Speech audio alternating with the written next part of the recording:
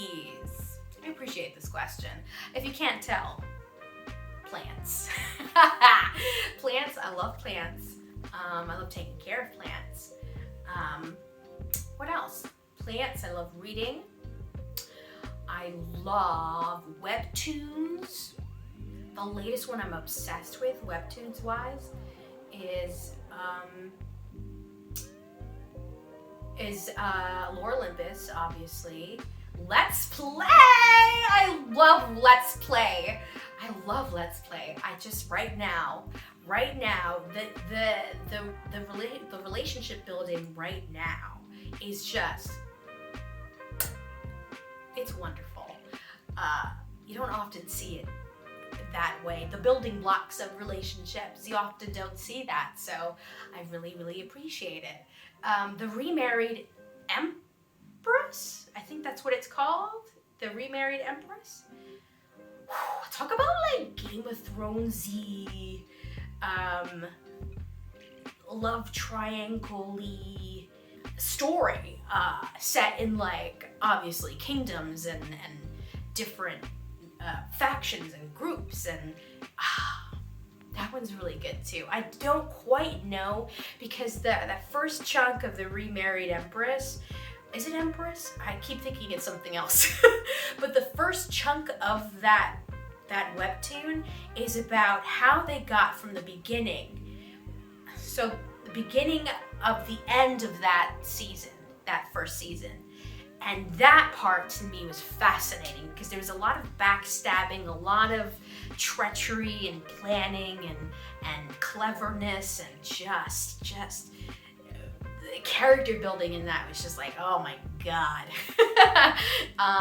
So I really like that. I don't know where it's going in the second season, so we'll see. Anyway, I digressed. I'm sorry. Plants, reading, webtoons. I like watching playthroughs of video games because, you know, I'm an artist and I don't have billions of dollars. I'd rather spend my money on more adult things and save it than like buy an Xbox or a PlayStation. So I like to watch playthroughs of video games. I think the last one I saw, or I think I'm in the middle of watching, is Halo Infinite. I don't know how I feel about the story so far. I think I'm just in the beginning of it, so it's just weird. I don't think I've seen like Halo 5, so I'm not quite sure what's happening with Cortana. Maybe she just, I kind of don't care. For me, it's all like the nostalgicness of playing the game, and the mechanics of it is what I like watching right now. But yeah, those are my hobbies. Next. Who is your favorite Accords member? And I'm assuming that's Love Live, right? Whichever one Megan Shipman is voicing.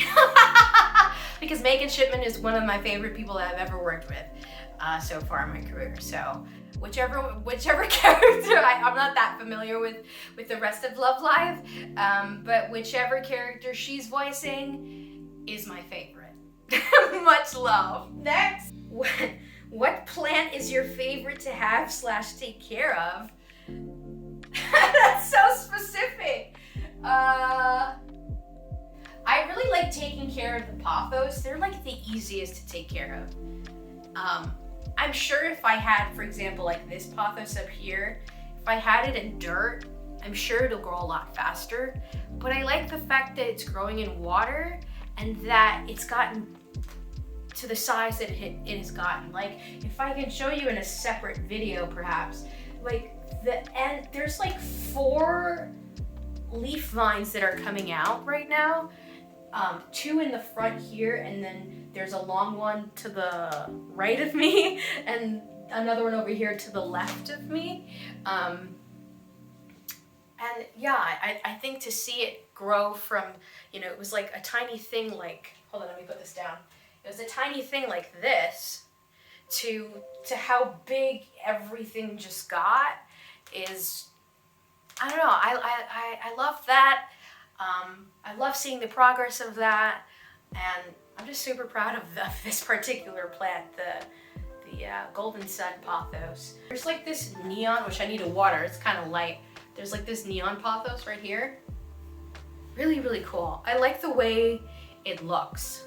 It's supposed to look more like this neon color, and I think the reason why it's darkened here a bit, or a lot, I can see through the camera, is because there's a lot of light that comes through this through these windows because they're western facing. Western? No, they're southern facing. Yeah, they darken, they sunburn, and that's why they're the way they're looking right now. But these new ones here are neon, and I put them farther back. But yeah, these are my favorite too. How is it to record from home studio? I'm assuming, you know, since the pandemic started, I've always worked from my home studio. And during the pandemic, it wasn't really any different. Excuse me. I've had to upgrade things like my interface. Right now I have an Apollo. Before I had, what did I have before? I can't remember. I think it was a Scarlett 2i2. And then during the pandemic, I was like, okay, let me see if I can upgrade some stuff so that it can be fully home ready. So yeah, I mean, it hasn't been that much different. I've had to like invest in like perhaps some few like software stuff, you know, to make dubbing a lot more accessible for me. But other than that, it hasn't been that much different, and it's been kind of nice recording from home. Blow. Do you do tongue twisters, and if so, what are your favorites to use? I have to. Yeah, and you know what? Let me drink to that. I'm a New Yorker, and we talk really fast. And sometimes I talk a little too fast. Sometimes I talk a little too fast, all right? I always have to slow down and enunciate more. And so I do tongue twisters a lot more often now than I did before. Especially with dubbing, because in dubbing in particular, you have to announce casi everything that you're saying. So I have to use tongue twisters. The ones that I use are lesser leather, never weathered, wetter weather better. Lesser leather, this one's hard for me sometimes. Lesser leather, never weathered, wetter weather better. But yeah, lesser leather, never weathered, weather, blah, blah, blah. Lesser leather, never weathered, wetter weather better. Something like that. The EDs at the end of words, like edited, Eddie edited it. Eddie edited it. Eddie had edited it. Like that kind of thing, I always work on. The community was something that I couldn't say for a really long time because of my New York thing. Is like, oh yeah, you know, a community, like a community. Like the way I did it before was just like glufumbled. So there's also, you know, New York, you need New York, you know, you need New York. You know, New York, you need New York, you know, you need unique New York. That one I like too. But if you have any tongue twisters, put them in the comments below. Give this video a thumbs up. Subscribe to the channel. Become part of the awkward crew. Become a part of the awkward family. And with that being said, let's go on to the next one. We're almost done, guys. Is favorite YouTube channels. Oh, interesting. I really like home renovation videos, and there's one that I really like. What's her name? I think it's called Exo McKenna. So she recently bought a house. She bought a house in Texas, and it was a fixer-upper, and she's like doing renovations to the house, and sometimes she does DIYs for her house.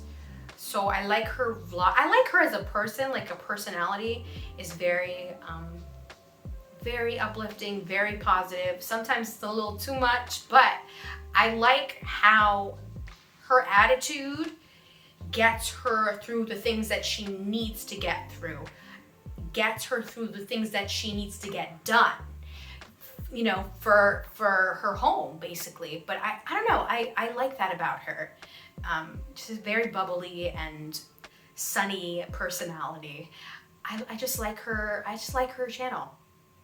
Another one I really like is Wait in the Wings, which is like, I think he's an actor in theater, and he likes to do essays on shows and musicals that have either been, I think, unsuccessful or successful in the commercial Broadway world. I think. I'm not sure if he's done things that like, I think he has. I think he's done things that are like, you know, outside of that sphere of Broadway. But I like him, and I like his knowledge in theater and his passions towards the theater arts. You know, he also does sort of reviews on musical adaptations. He mostly does musicals, but I like his essays, and I like the story that he weaves through how these musical works are done, basically. So those are two channels that I really like. What's your favorite song in Love Live? Sorry, y'all, I'm not, like, the only ones I really know about is Nijigasaki. Like, that's the only ones I know. So from Nijigasaki, I love the theme song. Da, da, da, da, da. Wait, how does that song go? Da, da, da, da, da, da, da, da. That one I like. What's that one? Da, da, da, da, da, da, da, da, da, da. They do like the da, na, na, na, na. No, not the song. I like that one too. I'll put it up on the screen somewhere. I also like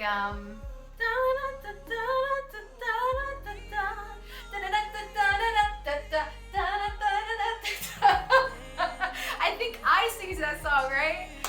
I love that song. And she's like jumping on one foot, right? Oh, I love that song so much.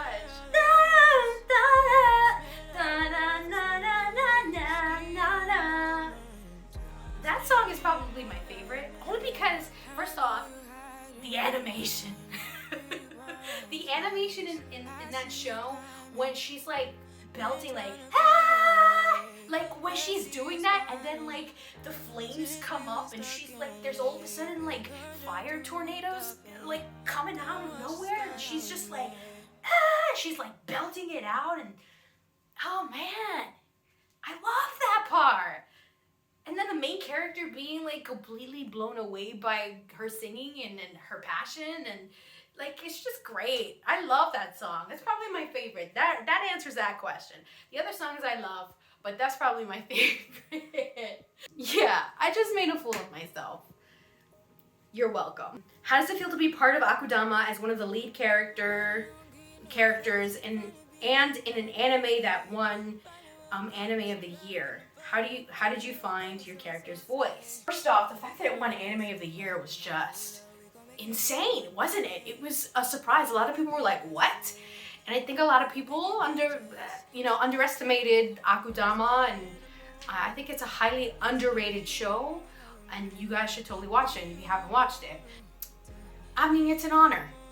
I mean, you can't describe it other than that. It was an honor to be one of the lead characters, even though he doesn't say a lot. It's his actions that ultimately sort of start the whole thing, and why they're doing what they're doing in the first place, and how he ends up later on. And it was just an honor. It was an honor. I will forever be grateful to Coach Sound and to Brittany and Matt for giving me a chance to voice, a prominent character in such a wonderful and epic show. How did I find the voice? I think, if you can't tell already, especially because I have a hungover voice right now, so my my voice is a lot lower than I'm like down here right now. I'm usually like talking up here, and because my voice in general has like this tomboyish cadence to it, an alto-y tomboyish voice, it's a lot easier for me to go down there. With Brother in particular, when I auditioned for him, he was just like any other boy character out there. And then when I realized, oh, he's a lot more serious, so we gotta go down to, since everyone's here, shall we begin? Like, it had to be a lot more, and I'm like moving this out of the way, but it had to be a lot more down here. It had to be like chest, it had to be like aim your voice out but towards your chest, and it had to be like really serious. So, and apologies again, my voice is like bleh right now, but that's how I ended up changing his voice after the audition, because I realized he's not necessarily like every other boy out there. He's different, and he's faced in the past some pretty traumatic stuff and was treated like crap. He really was. And so that's how I got to that voice. Why? Tell me why. Ain't nothing but a heartache. Okay. Why? Who's your favorite YuGiOh character? I like this question. You know, I'm one of the OG YuGiOh fans. I loved, you know, the Pegasus arc and the Battle City arc. Oh, the Battle City arc is really good too. My favorite character is My Valentine, because from what I remember, I loved her relationship with Joey. I loved how confident she was. I loved her Harpy ladies deck, and I, you know, endlessly tried to find every card from that deck. I think I still have it somewhere. I've said this before on Twitter. I have the Harpy lady and the Harpy sisters and the mirrored wall. I think that's what it's called, right? And then the Harpy's lady's pet and the Harpy's brother. I have them somewhere. And I think her character, I don't know, that was one of the characters that I distinctly remember in the OG YuGiOh series. Next one. F is, if you could be a character you have portrayed, who would it be and why? Oh my god, Celestia. Celestia Nulina, absolutely. First off, because aliens, right? Second of all, she's good at making ramen. Like, am I crazy for thinking, like, she makes ramen. I love ramen. Who wouldn't want to meet someone like that? She's from outer space and she specializes in making ramen? Wow, woo! That made me hungry. G, baby, G, baby. What has been the best surprise your career has offered to you so far? It surprised me that I was able to book other characters, other female characters in anime, because, you know, I don't have the stereotypical medium to medium high. I don't have the stereotypical medium to high pitch vocal type for anime, because there's a lot of super feminine voices out there. So I think the best thing that it's offered to me is confidence for me to book other characters in anime other than boy characters. I think because it makes me realize, like, oh, like I do have a feminine-ish voice. And that's me downplaying myself there. But I do have a feminine voice, and I can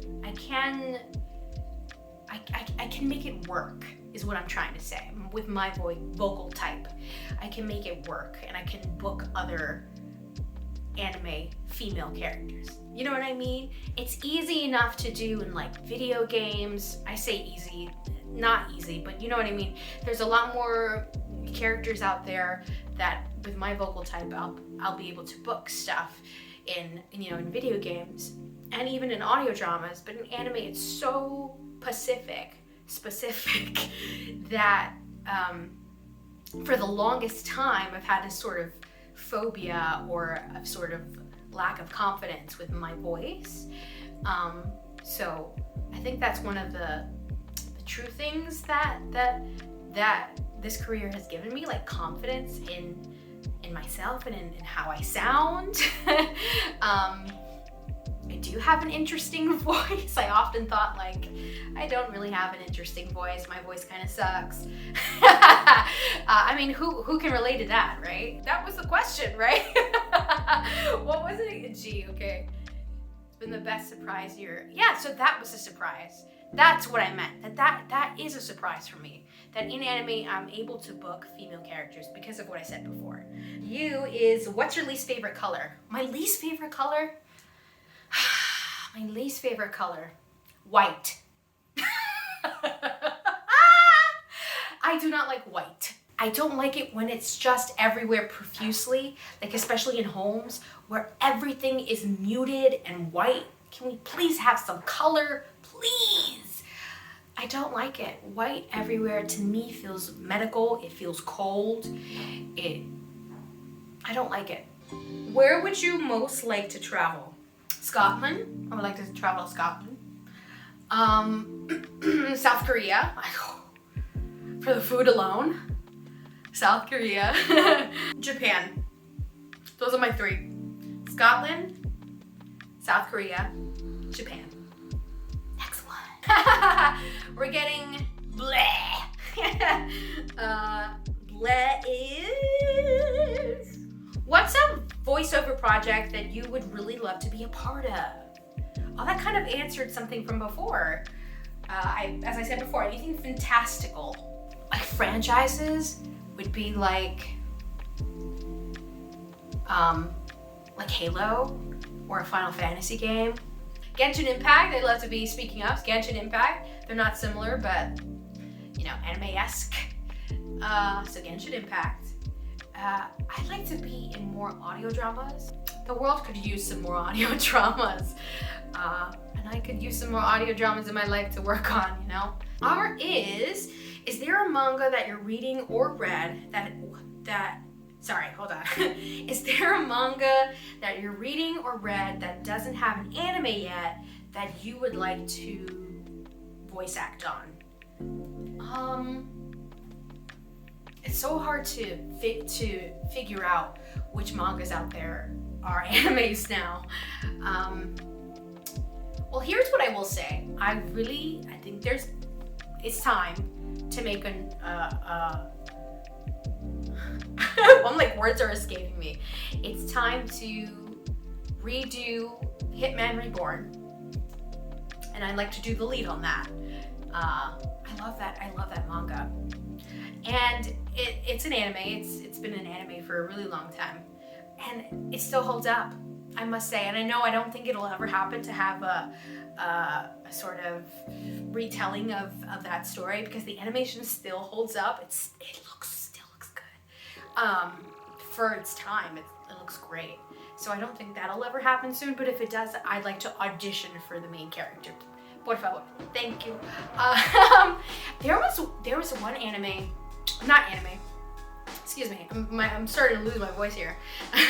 There was one manga that I read, not recently, but a while ago, but I haven't caught up to it because I don't think a lot of the manga's out in the English platform. It's this manga called The Apothecary Diaries, I think that's what it's called, and it's about like this girl who's like incredibly smart and into herbal medicine,